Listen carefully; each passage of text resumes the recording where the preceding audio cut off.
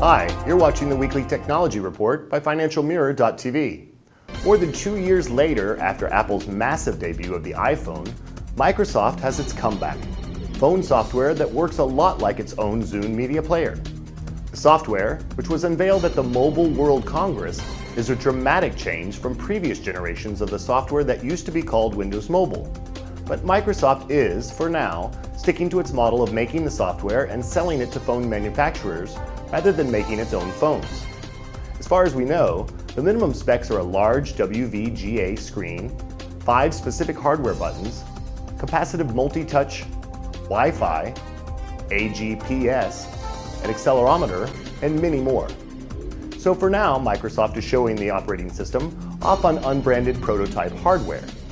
It's a simplistic slate phone with a 3.7-inch capacitive touch screen, what appears to be a front-facing camera, and not much else. We still have plenty of unanswered questions on hardware. Microsoft's new mobile operating system is a radical and potent departure from the past, and there's a lot to take in. It's based on the Windows CE 6 kernel, like the Zune HD.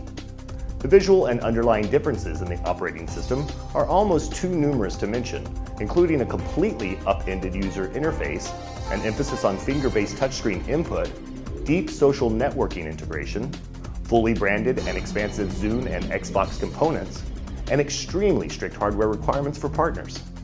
A couple of familiar touchstones from the past include plans for Outlook and Office support, as well as licensing to a wide variety of third-party hardware vendors.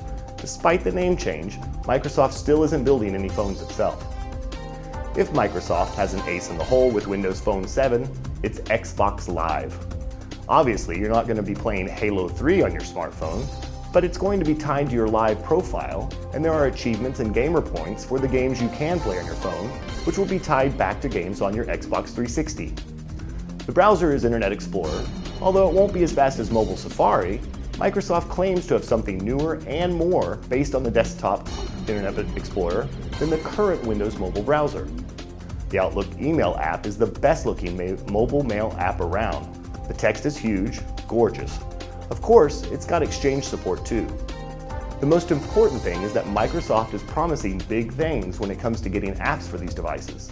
The company is going to bring a much more Xbox or Zune-like experience to the process. The marketplace looks nothing like the app purchasing scheme on current Windows mobile devices, and that's an incredibly good thing. Windows Phone 7 series is, from what we've seen, exactly what Microsoft's phones should be. It's actually good. It brings together a bunch of different Microsoft services in a way that actually makes sense and just works. However, the first Windows Phone 7 series won't hit until the end of this year. That's more than 3 years after the iPhone, 2 years after Android. The mobile picture is now officially a three-way dance: Apple, Google, and Microsoft. That's it for now. Tune in next week for another tech update by FinancialMirror.tv.